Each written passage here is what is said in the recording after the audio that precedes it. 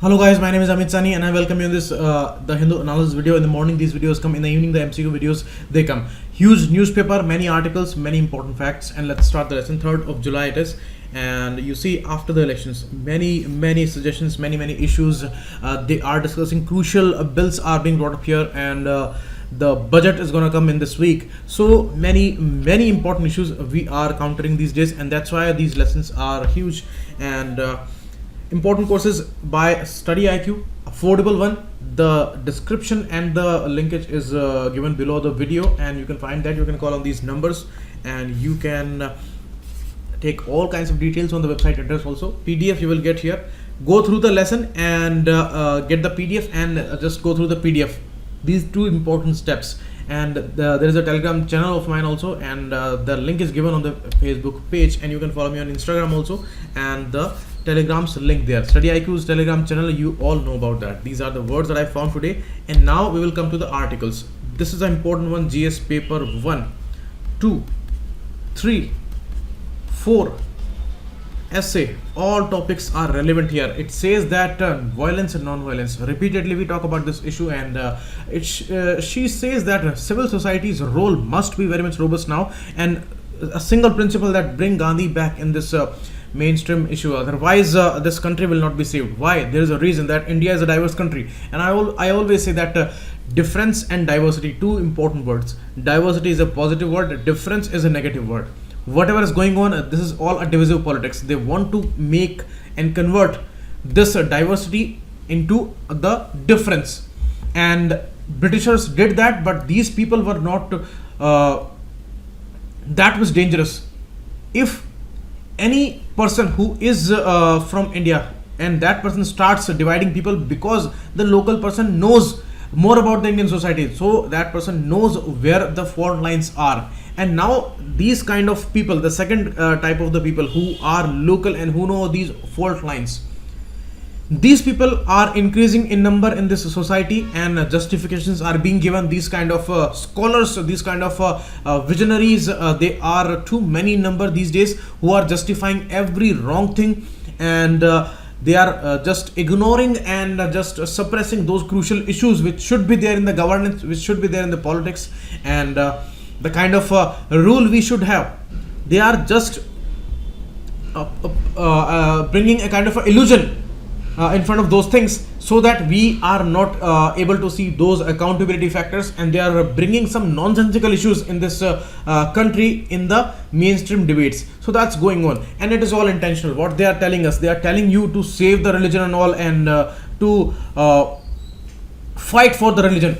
Explicitly this kind of leader is telling you that it is not wrong to save your religion with violence. This is the thing in the mainstream media. They are doing that, and it is actually a clear crime that they are committing there. Even the most famous of the leaders, they are saying that they are quoting one thing there, that ahimsa paramo dharma, that is the particular quote which is taken from Mahabharata. But second statement they are adding here, that dharma hinsa tadaiv cha, means they are justifying that in the name of religion we have to fight, and it is not wrong. So this kind of ideology they are putting in people's mind, and they are creating frustration and anger. And when there is frustration and anger in people's mind, then anybody can exploit that, because that person would be always ready to commit any kind of aggressive deed, or they would just want a particular channel to release that negative energy. So this is why these kind of incidents are increasing in huge numbers. You see, Gandhi said that we have a way, and that is a tolerant way. Ahimsa's and the Satyagraha's philosophy is that you give pain to yourself, and you show the other person that I'm not afraid of your pains, because I can give bigger pain to myself. So dharma is giving pain to yourself and winning the heart of the other person. That is the true understanding of the religion. But what these rascals are actually putting these things in people's mind, that fight for your religion, and that means that is just opposite to the Gandhi's peaceful ideology, and for which we are known in this world. Everywhere we show the symbol of Gandhi, but intentionally they are wiping out Gandhi's ideology from the mainstream. That is the main issue. And you see, they have made this issue so controversial that all kinds of negative justifications are on the surface. And normal public, they do not go into the details, logics and all, and then just get the information, and they will be filled with anger, and they will try to justify themselves. And when it is a collective psychology is of this kind, then it's a very difficult phase, I'm telling you. And Nirja Chandok in this article talks about these kind of things, and it says that it's a responsibility of the civil society that has to take steps here. Otherwise we won't be able to save our nation, because it's a diverse nation, and all these things we have learned. You see, they are giving you arguments like people have come from outside and all, but can anybody tell about this country who came from whom? All kinds of genetic diversity is here, all kinds of racial diversity is here, all kinds of color diversity is here in this country, and it itself is a world. You cannot tell who came from where in a world. It's a world, and huge population, huge differences, huge number of languages, looks, cultures, and the type of all kinds of lifestyles, life systems, everything is present there. Tribes, indigenous tribes, everything is there. Nobody can give any kind of evidence who came here from some other area. And what kind of logic is that? If something happened 500, 600, 1000 years back, then what kind of logic you are posing here?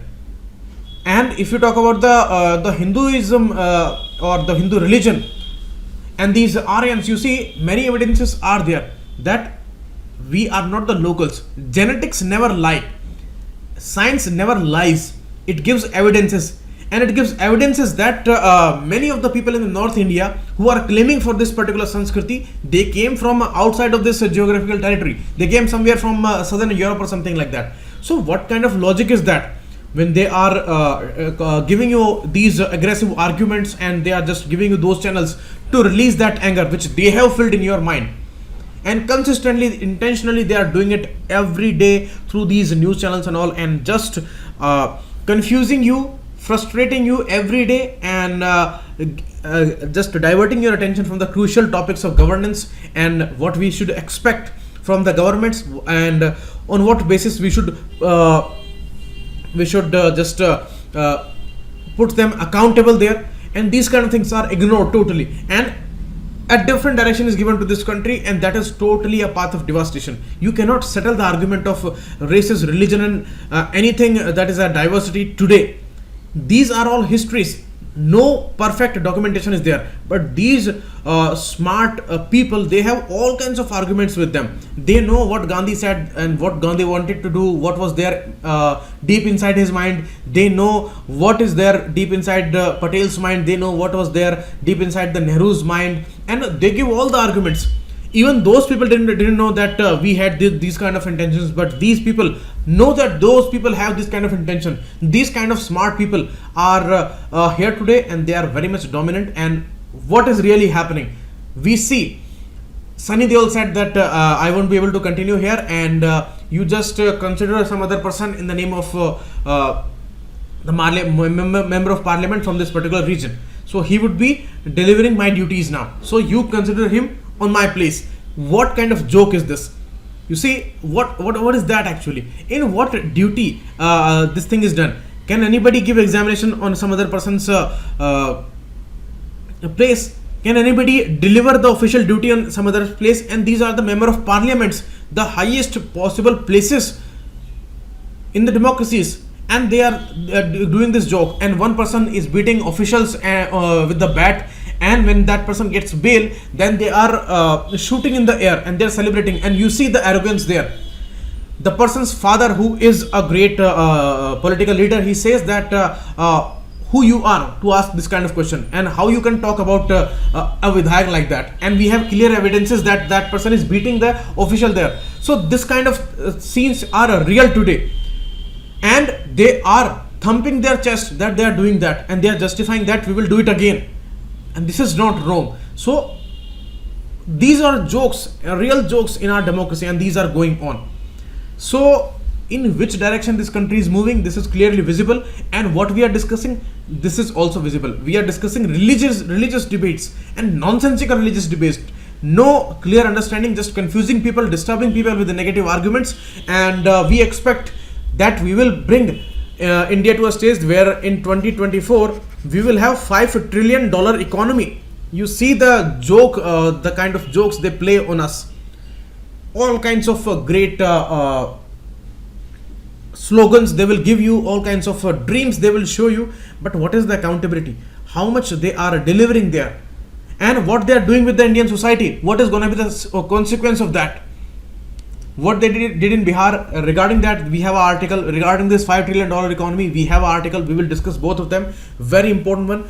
And regarding this $5 trillion economy issue, important for GS paper 3 importantly, and 2 also. We will discuss that. We will discuss briefly these two articles, and we will discuss the Bihar article, eye opener there, and that is there on the second page. Now, Trump and North Korea. US President appears committed to diplomacy in dealing with North Korea. Something sensible coming from Trump there, but just the resume. These talks are resumed now, and we have to see in the future how much understanding they develop, how much compromise America does there, because it's at a stage that it has talked too much, and it has put many restrictions on North Koreans. It says that go for total denuclearization, but they cannot do so now because they are a weak country. We all know that. If these nuclear weapons they do not have anything else. Even they have extreme level of economic burdens there. So these are their leverages and the support systems. If they will leave all these nukes, then nothing would be left, and their future would be under total insecurity, and that thing is known, and that is why they are not going for total denuclearization. But still, when this Hanoi summit happened, then North Korean leader said that we will close down the Yangbyon facility, and that is the biggest facility there. But America says that your facilities are very much diverse and spread all over your country, and you have to close all of them. But it's a unilateral move. Again, the unilateralism by America. How a country can go on this kind of line where it has many issues, and so South Korea was also an enemy, now on a softer stand. But who knows what happens in the future if they are going for total denuclearization, and a country mired with economic burden. So who can give this guarantee? So they want that guarantee, they want that security guarantee, that if we have to go on that path, then we need something robust in our hands, otherwise it is not possible. So again, this talk may fail. So America has to take small steps here, and they both should come to a compromising stand where not one party would demand 100% of its wish. So that's the case. And for Pyongyang, nuclear weapons are its insurance against the potential external aggression. So it's obvious that any country would not go on that path, that from this stage they would go towards total denuclearization, because it has not attacked America till now. So you cannot say like that. And if suppose in a future America says this to India, that go for total denuclearization, then India would certainly deny that. India would say that no question of that. And at no point of time in the future we will do that, because it's our security that we have to maintain there, and that's the case. But it is all the image. North Korea's image is different, and India's image is different, and that's why things are allowed for us, but they are not allowing totally for North Koreans. And who knows what Trump does if they go for a total denuclearization. And it's a second term for Trump if he is re-elected in November next year. So he may play a great role there. If these kind of steps he will take consistently for Iran also, and he may show a good future to this world if Trump becomes sensible like this step. He stepped down on a demilitarized zone of North Korea, and he is the first president to do so. So when he becomes the first president to step on the North Korean land, then he may also bring all these positive steps, and that would be very much sensible from his side. And that's the case, and this is all given in this article. And next is regarding the Central Education Institutions Bill. It was an ordinance in March, and now it's a bill that Lok Sabha passes. What it says, as we talked yesterday, that it was talking about the reservation and the vacancies there. 7,000 teaching vacancies are lying there, and they are to be filled up, but it's not done till now. Now you see, Allahabad High Court, what it decided. Allahabad High Court first decided against the UGC's proposal. UGC said that 200 point where the institution is the unit, and you apply the reservation method there, means 99 would be the reserved seats and 101 should be unreserved. So this way you have to implement the reservation, and in this way, if in any department all seats are filled up, then you go for the next department and mandatorily you bring all those reserved vacancies there. Anyhow you have to fill this way. So this way the reservation issue would be settled there. Okay, because you see the reservation issue is like that, 27 plus 7.5 plus 15, and this way it is a 49.5% out of 100. Okay, that's the case. Let me count it. 27 and 15, 32, 42, yes, 49.5. So if you double it, then it would become 99 and 100 out of 100 and 1 out of 200. So this way they can apply the reservation there. So this was the method where university or the institution would be a unit there. But Allahabad High Court said that it's not correct. This way, what is the problem? Problem is that if you mandatorily impose that, then sometimes this will be a situation where in some departments total reserved seats are coming, and in some departments total unreserved seats are coming. So this is not a balanced way. And in this education system, higher education system at the institute level, you cannot do that. So that's why I go for the 13-point roster system. But you see, there was a bigger problem with the 13-point system where department became a unit. Department as a unit in 13-point system. What was the issue with that? In that way, at least you should bring 14 vacancies to apply the reservation there, because after every 7 seats you will have a seat for SCs, and after 14 seats you will bring the reserved seat for STs, and for the OBCs also there is a problem. So minimum this much vacancies you need to bring in a single notification there, and this is not the case practically, because all the times hardly 4, 5, 3, 2 these numbers of vacancies they are there in every notification. In the department level vacancies, if these separate notifications will come, then they will most of the times less than 7. So this way reservation would never be applicable here, and SCs, STs they would need to wait for decades to bring one single vacancy there, and that is the clear case. And that's why this 13-point system was opposed very heavily by the reserved categories. And then you see this matter went to Supreme Court. Supreme Court upheld the Allahabad High Court's judgment there. Then it was a great political pressure from the reserved categories on government, so they went for this ordinance before the elections, and now they are bringing it as a bill. So now they say that department system is having a problem, and obviously writer says that it's a problem because if till the 14th vacancy STs have to wait, then their number would not come there, and they would have to fight the competition as a unreserved seat. So there is no point that a reservation would be applicable here, and in a way it's end of the reservation in this particular case, because departmental vacancies are always less than 7. Most of the times you will see less than 7 vacancies in a department. So notifications will always come like this, and a reservation would not be applicable there. So OBCs, SCs and SCs, these reserved categories, they are struggling a lot with this notification, and they have to apply this central education institution. And yesterday also we heard the case of OBCs where 1% is the representation there on the associate professor level, and at the assistant professor level it is close to 9%. So if this much is the representation of all those categories which have given this right in the reservation issue, then it's a clear problem there. And applying this department, unit and 13-point roster system, there is no way we should talk about reservation there. We should remove that altogether. That is the only way left there, because at that time if that is not applicable, then it would be symbolic. So that's the problem with this case, and now they are bringing this bill there, and that would continue the institution as a unit, and this 200 system would be continued, because there would be a saving of the reservation in this case, and political class cannot go today against the reservation system. Huge political pressure there. Next article says that government has declared this issue, and they announced that we will be a $5 trillion economy. $5 trillion economy by 2024.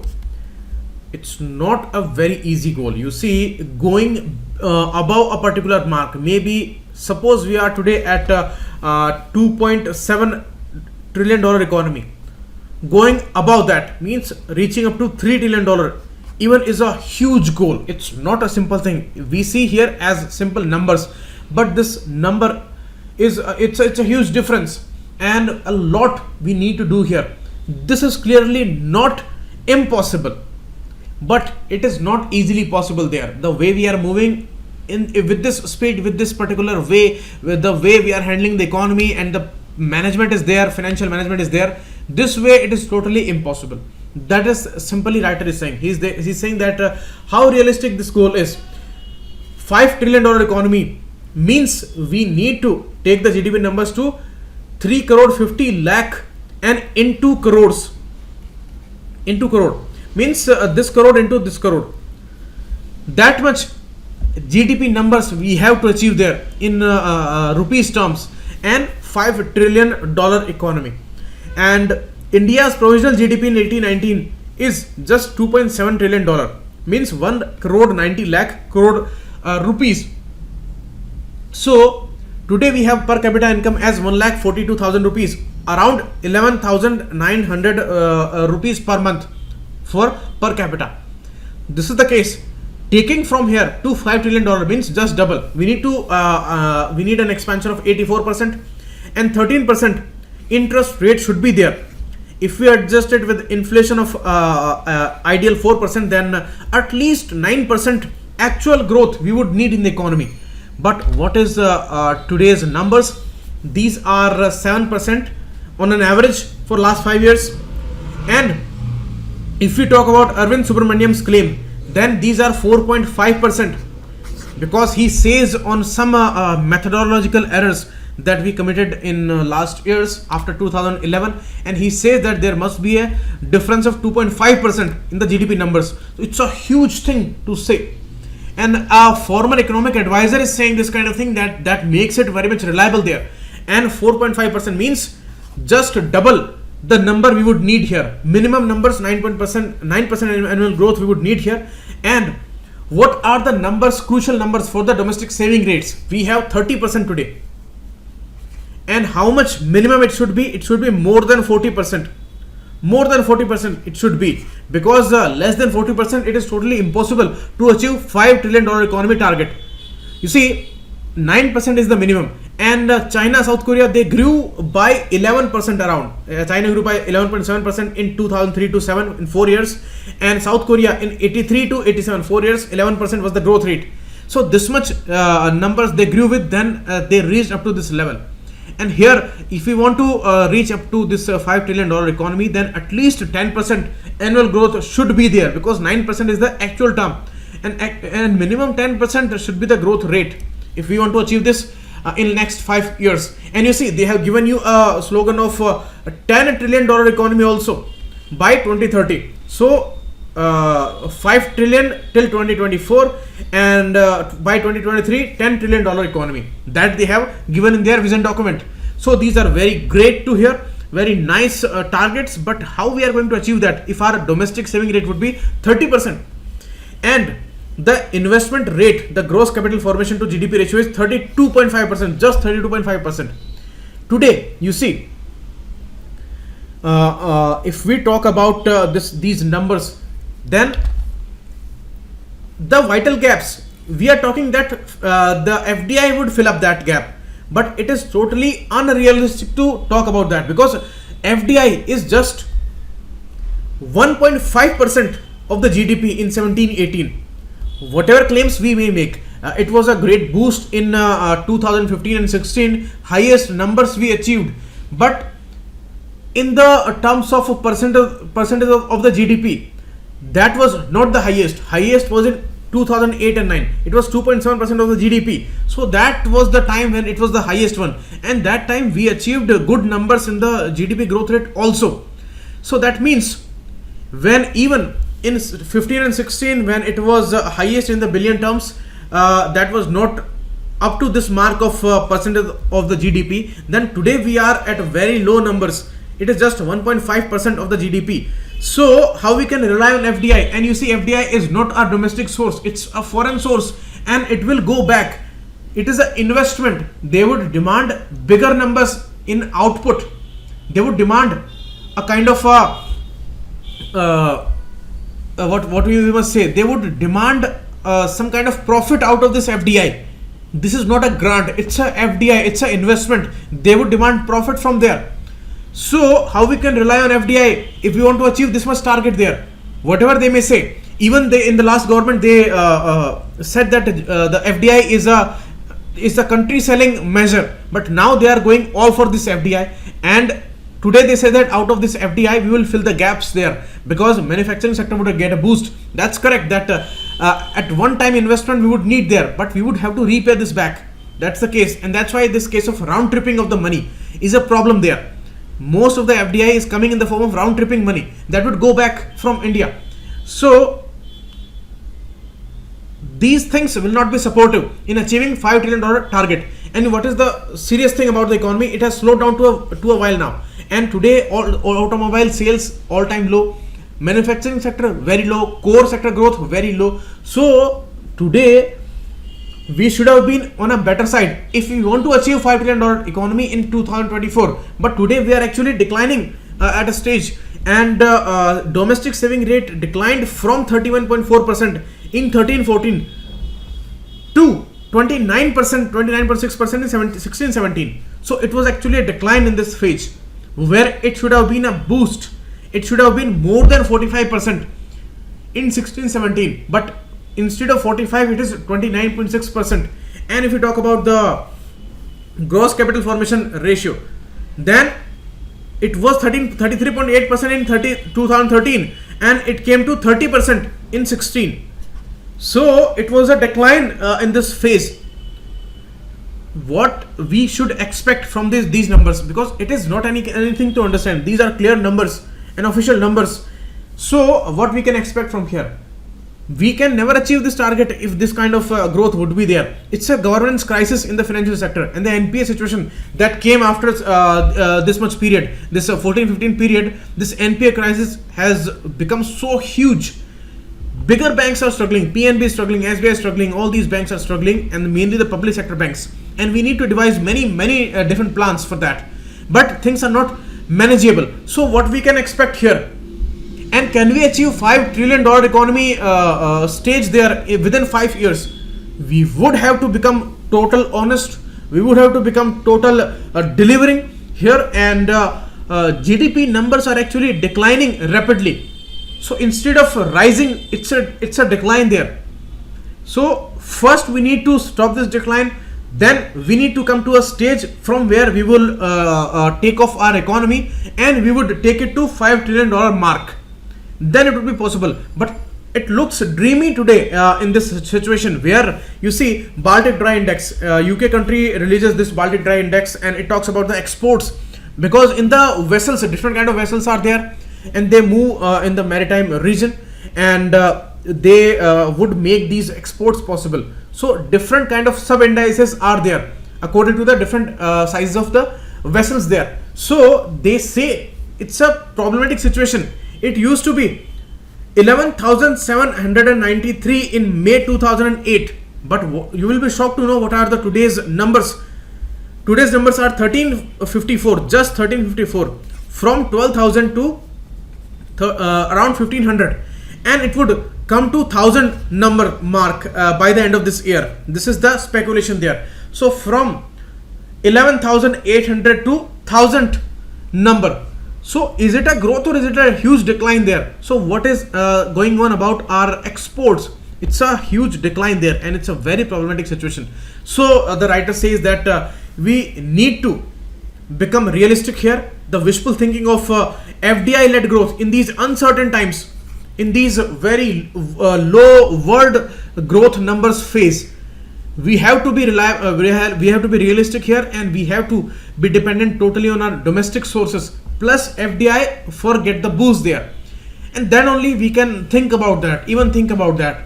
Making this thing possible is a daunting task, and here extreme level of dedication is needed from the government side, and extreme level of efficient administration, financial administration we would need there.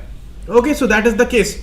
And Baltic Dry Index says something different, and we need to take care about all these things. So the writer says it is not impossible, but extreme level of dedication is needed. And how much dedicated we are as a political class, we all know about that. And bureaucratic hurdles are also a problem, huge problem there. So if we can solve all these problems in next 5 years, first we will solve all these problems of corruption and all these hurdles and all these inadequate administration, then we can go towards the $5 trillion economy in next 5 years. So just double, we need to progress here. Next, a great eye opener by Soham D. Bhaduri. He says that why these deaths are happening, why these deaths are a reality in Bihar. Two factors are given here: lychee consumption by the malnutrition poor kids during the noon time in Muzaffarpur district, where they are grown heavily, and starving kids and long ongoing heat wave. These two things, the writer says, are not responsible for these deaths. What is the case that is really a responsible reason? This is given in this article, and you will be totally convinced to see the situation there. The writer says nowhere we can say that this is a untreatable disease, the way Chief Minister Nitish Kumar is saying that. He says that it is not because of our fault, it is the fault of nature that this disease is of this kind. Although this disease is very difficult to treat, but it's largely a preventable disease, both before and just after the onset of the disease. The starting 2-4 hours are very much crucial, but where we can approach in these starting hours, we approach primary health centers first. But the condition of PHCs, the writer is telling us. He says that a first signs of outbreak must be tackled there, and prompt strong prevention measures should be taken. When we hear about any case, even a single case, then immediately that should be taken to the primary health center, then it should be transferred to the district health center if it is a need. But the condition of PHCs, we will talk about that. Before that, we talk about the nutrition issue. Poshan Abhiyan is going on. Last year we announced that has mandatory provisions there. So how this is a problem, malnutrition problem officially, if we have this kind of a program. Next, in the Anganwadi centers, cooked meals are a mandatory provision, and take home ration are the mandatory provisions. Instead of that, most of the times it is not delivered. Distribution of glucose and ORS packets in risk households, that is also a provision, but these things are not possible there. These are imperatives, means mandatorily we have to make these things available, but nearly every one of these elements lies undermined in Bihar, one of the most populous states, huge density of the population. So PHCs there should be PHCs at every 30,000 people at least, because the condition, the kind of condition Bihar which is there, it should be according to the WHO norms, where at every 1,000 population there must be a doctor. But here the PHC, which is having a single doctor there, it should be at least 30,000 in the case of India. In Bihar, 30,000 it should be there. But what is the reality? About 1 lakh people are there where one PHC is catering there. On 1 lakh there is one PHC. At least 2 doctors should be there, but just one doctor is there in 3/4 of the nearly 1900 PHCs in Bihar. 1900 PHCs are there in Bihar, and in Muzaffarpur 103 PHCs are there, and that is about 70 short of the ideal numbers, means at least 175 should be there, but there are 103 PHCs, and 98 of these 103 are falling short of essential supplies. Okay, and basic requirements which are outlined by the Health Management Information System, HMIS, these are not met there. And Bihar, one of the most populous states, has doctor population ratio of 1:17,685. What WHO says, 1:1,000, and here 1:18,000 in 2018, means 18 times bigger lack is there, and 60% higher than the national average. These numbers are 60% higher than the national average, means 18,000 people, one doctor, and you see the condition, the clear video evidences were there, that was shown by a particular news channel, only one news channel, and that showed that resident doctors are giving this service because they have a lot of burdens and they are in the starting of their career, so they put a lot of effort there and they are overburdened, lack of sleep and totally hopeless there. Single doctor is managing 2, 3, 4 ICUs. Not a single experienced doctor, not a single experienced nurse is there. Why? Because these are the numbers. They are telling you the reality, and they are telling you why these innocent kids are getting killed. These are institutional murders, we must say. You see, 2% of the total MBBS seats in the country, they are there in Bihar, and shortage, 1/5 shortage of ASHA personnel. ASHA personnel are the primary basic ground units who are working there. She is a lady from the village only. She is an educated one, and she has this responsibility of making these institutional deliveries possible. She takes all these people to the health centers and all, and it's a very working unit, and they are always overburdened in this country. But anyhow, they are committing their duties because huge economic burdens are there, and they are really performing great, but they are not paid adequately. Still they are doing that. 1/3 of the sub-health centers are the primary centers which are there in every village. Maybe in every panchayat or 2, 3, 4 villages there must be a PHC, but sub-health centers should be there in every village. And 1/3 of these sub-health centers, no health workers at all. How they are running it, is it a sub-health center or simply a building? We don't know. Without health worker, how they are working, I don't understand that. But these are going on.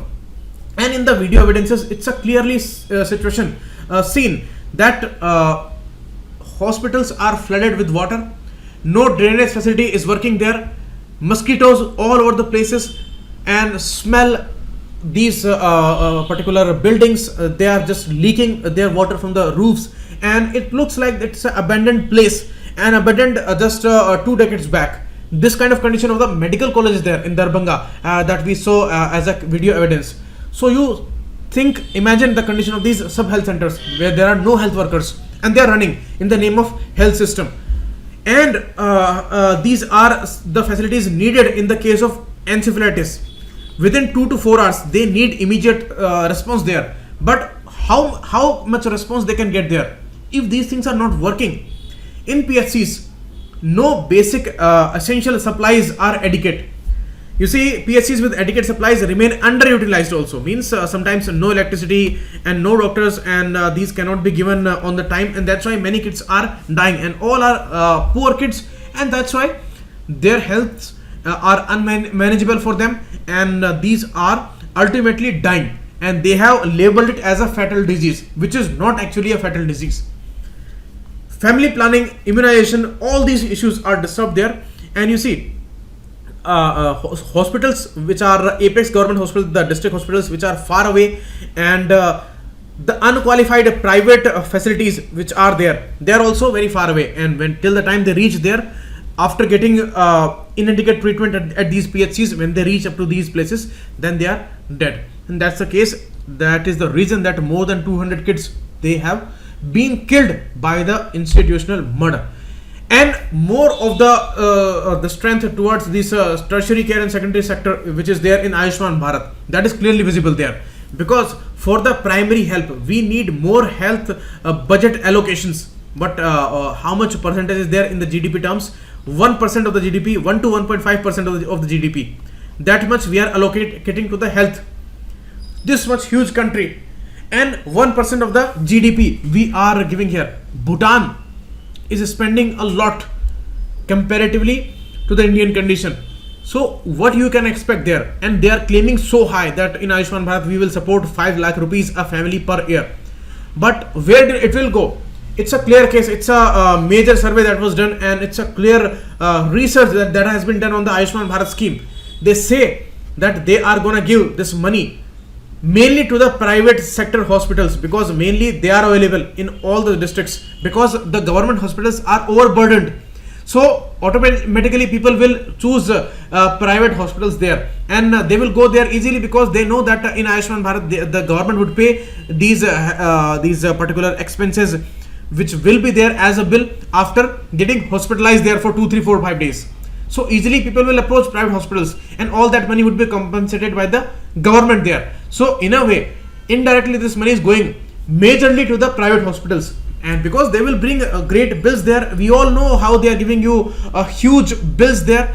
If they are about to give around 1 to 2,000 rupees bill, then they will bring 8,000 rupees bill. We all know the reality of private hospitals there, that how they are totally money minded, and rarely you will find any great hospital that is working for the health of the people. So it's all a money making business, and here we will be compensating these money minded people there. Okay, so that's the case, and that's the reality of Ayushman Bharat, because there are two components. One is primary component, second is tertiary care and secondary care component. And in the tertiary care, they will be compensating to these hospitalization charges there. In the primary sector, what they are doing, they are converting these PSCs to the wellness centers, but that is not possible till now in most of the cases. So that's why there are not facilities, and today we have to be dependent on the budget which is coming every year. But how much budget we are giving here? 1 to 1.5% of the GDP. These are the official numbers. So that's why we have occupancies in the hospitals like 300%. On every bed, more than 3 patients are lying there. So that's why it's a 3 times the full occupancy. So what we can expect from the government hospitals today? So what are the solutions? These are all problems, and we solve these problems. They will become the solutions there. First thing, recruitment of the doctors. That is the prime need here. More MBBS seats in the government hospitals, not the private institutions, government medical colleges. That's why this new National Medical Commission bill would be very much extremely important. And PHCs and sub-health centers, there must be basic supplies there, essential supplies must be there.